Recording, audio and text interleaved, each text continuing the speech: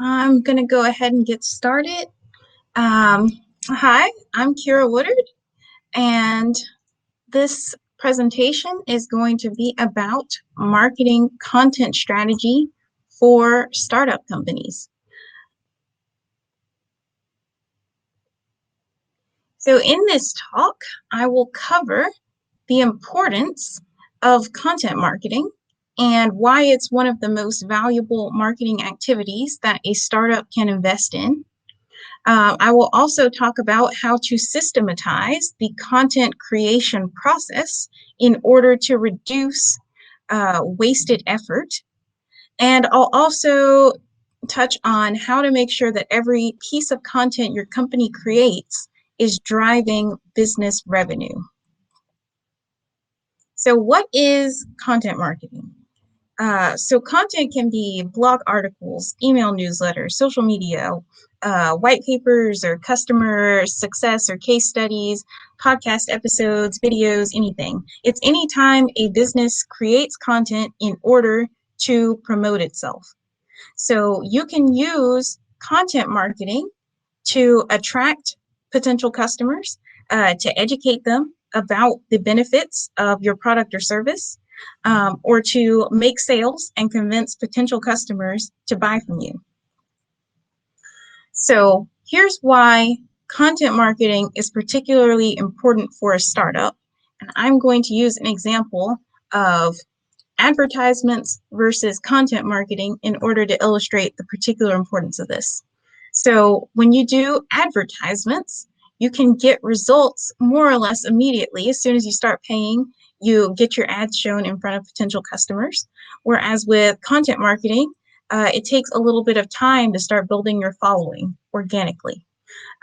With ads, you're paying some sort of outside service in order to display your ads. So for example, you're paying Google, you're paying Facebook or LinkedIn, and you're buying into an auction. So you're bidding on placements for those ads, which is controlled by a machine algorithm. Whereas with content marketing, you're publishing for free on channels that you already own. With ads, you have to pay more in order to reach more people. So let's say you need to reach 1,000 potential customers every month.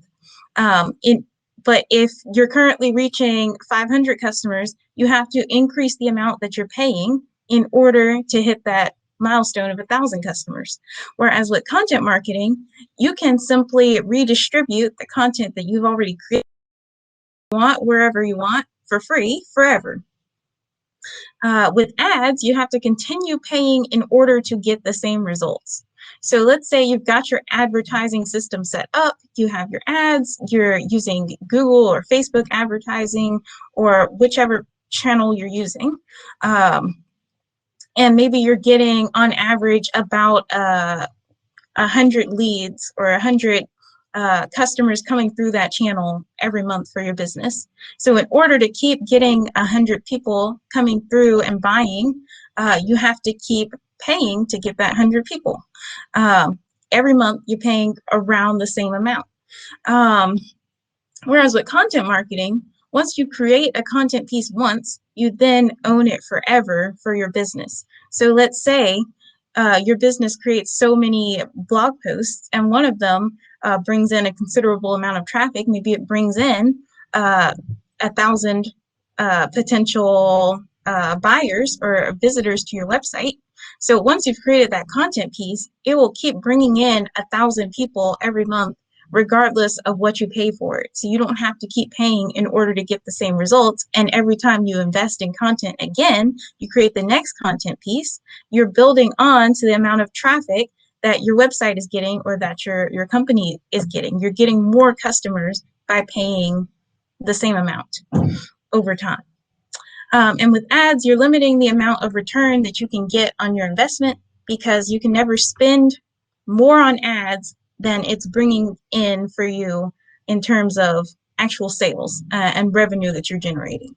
Whereas with content marketing, you can have unlimited business returns. You have an opportunity to keep growing your following and your revenue indefinitely. There's no upper limit or ceiling as to how much you can spend on content marketing.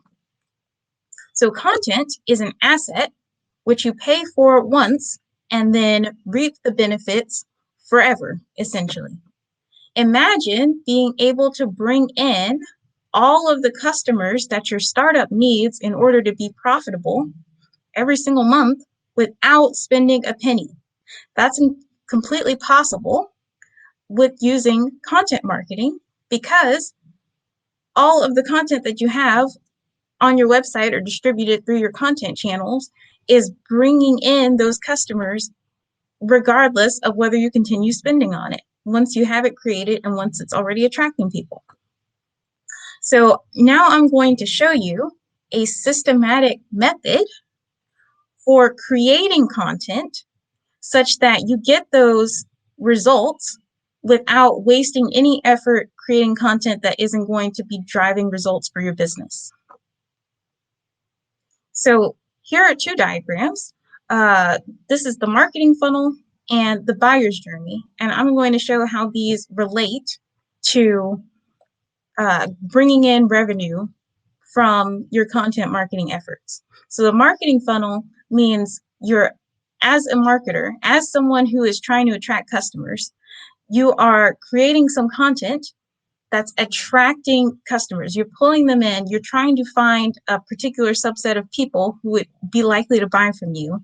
And you're trying to speak to some need that they already have and attract them to your business. And once you've got them sort of in your ecosystem, what you want to do is educate them. You want to tell them why they should buy your type of product or service. And then once they're familiar with you, they know you, they like you, they trust you and your business, then you convert them into actual customers who are buying your product or service. So you're telling them why they should actually buy from your company and not any of your different competitors or similar products. So this same process from the buyer side, as an actual consumer or an actual customer, what it looks like for you is first you become aware of a particular company. Let's say you're searching for something, like maybe you're searching for running shoes and you're a marathon runner.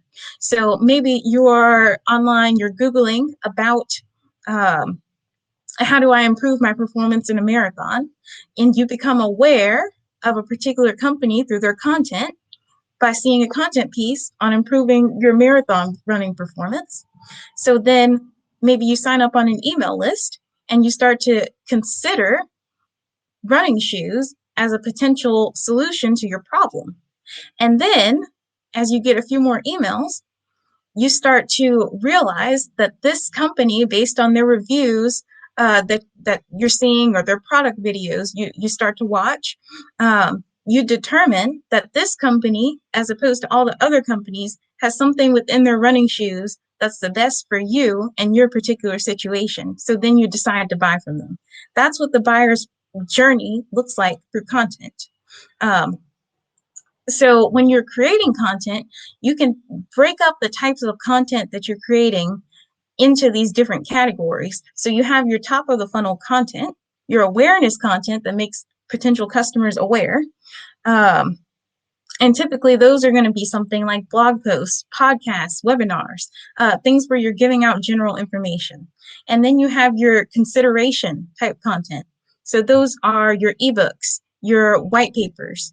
They can be for business to business, that's white papers. With email, it can be an email newsletter, it can be webinars. That's where you're getting them to consider the types of services and products that your company offers.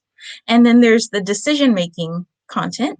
So that can be customer reviews, like a product review on Amazon or some kind of product hunting site. It can be a case study. It can be for business to business companies, it can be a sales demo. It's anything that's getting your customers to make a decision.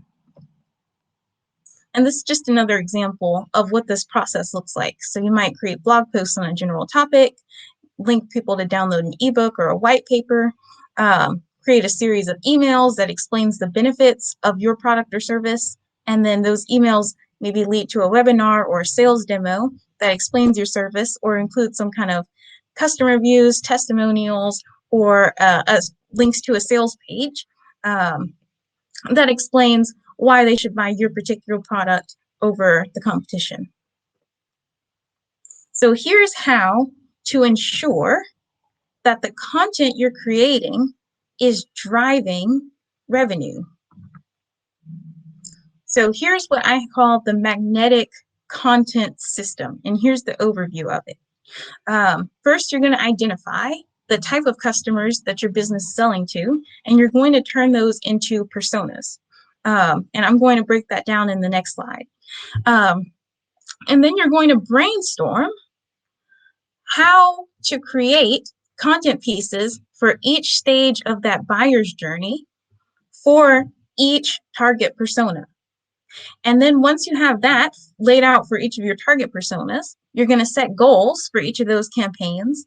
And then you publish your campaign and compare what you predicted the results would be to what the actual results are. And then once you're comparing those predicted to the actual results, you create new content that helps you get a better result next time. So let's see an example of that process. So first, to identify target personas, let's say you are a business that sells to consumers. So some things that you might want to look at are the demographics of a particular person. If you keep going with like the fitness example, maybe you're targeting marathon runners, and maybe they live in urban areas. So that could be their demographics, like ages, geographies, things like that. The common problems that they have, the kind of mindsets they have, or the behaviors that are typical of that particular audience that is going to be your best sort of customer. And on the business to business side, let's say you're selling to other business, your business is selling to other businesses. Then you're looking at things like the company size, what industry the businesses you're selling to are in. Within each of those businesses, what specific roles, job roles are you targeting? So are you talking, if you're selling to people in the insurance industry, are you selling to small businesses or large businesses? Are you selling to managers or are you selling to executives? And what are the common problems that people within that role are facing? Once you've done that and you've identified your target personas, you want to create a campaign for each of those target personas. So a campaign is a series of content pieces which includes each stage of the buyer's funnel. So that's awareness, consideration, and decision-making content. So if we have it broken down here, for target persona A, if you're targeting consumers, maybe you create some blogs on how this particular type of consumer can improve their fitness routines. And then maybe that leads them to your email list where you start talking about why that persona should use fitness smartwatches, because that's the product category that you're selling. And then maybe after you've sent them a couple of emails, you send them a product video or a few more emails that have product reviews or discount offers. And the type of content you're sending is why our company's particular smartwatch is the best for, you know, this particular target persona. So why our company smartwatch is the best for marathon runners. And now on the business side, if you're selling business to business, it's a similar process. So let's say you are targeting marketing teams within small to medium-sized businesses. So you might write some blogs on how marketing teams can improve their marketing results. And then you might send them some emails or some white papers on why that particular demographic should be using marketing automation software in general. And then you might send them some case studies or a link to a live demo or webinar on why our particular company's marketing automation software is the best for this particular persona. So that's pulling them into actually making a sale and purchasing. So the next phase that you want to do is, once you've got these campaigns set out, you want to set targets for each of them. So I've broken this down in this example. Maybe you want a certain number of views on those blog posts, a certain number of emails you want to collect on your email list, and a certain number of sales you want to be making every month for each of these target personas. And what you want to do at that point is compare your goals to after you've published that blog, that email, those videos, those discount offers. After you've published it and sent it out, what did it actually do? Did you get the number of views or emails or leads or sales or customers that you actually wanted? And so the next stage is to adjust. So you're creating new content based on the previous results of your last campaign.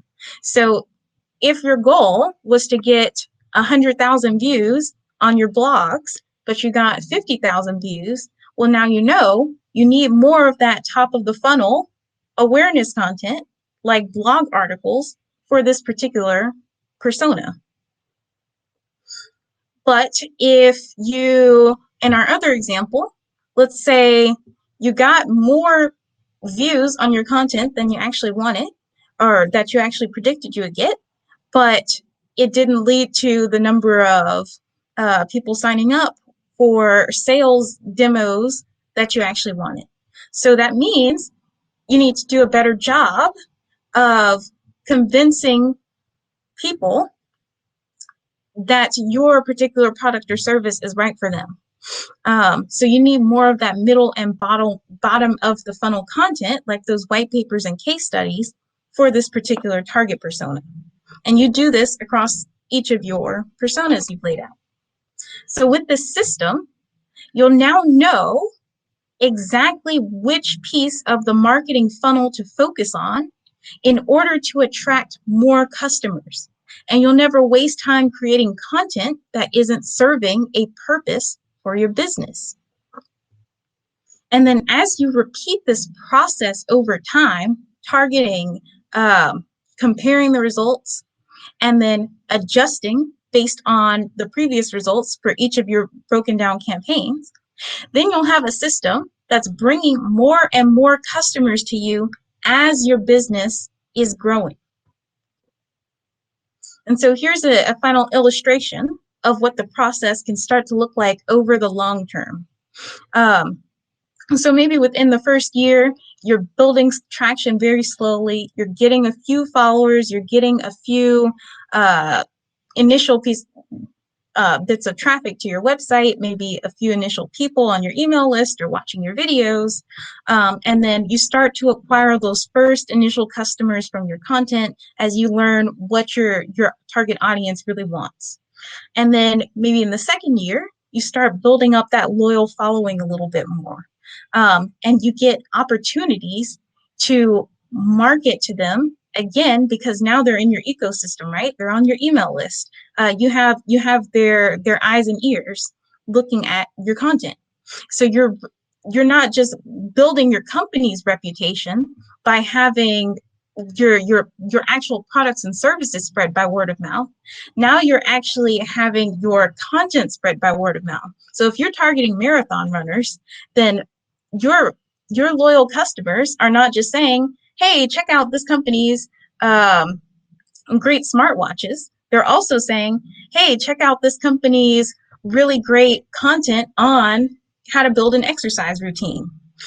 So you're doing twice as much to win over the hearts of your particular customers. And that's building that brand loyalty for you and creating engagement. And then your older content continues as time goes on to generate traffic and customers for your business while you're still creating new content and increasing your following. And then over time, you continue adding to that stockpile of quality content, and you have the potential to exponentially grow your web traffic and the number of customers you acquire.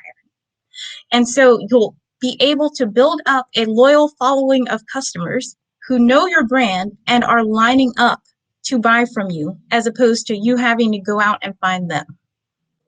All right, thank you.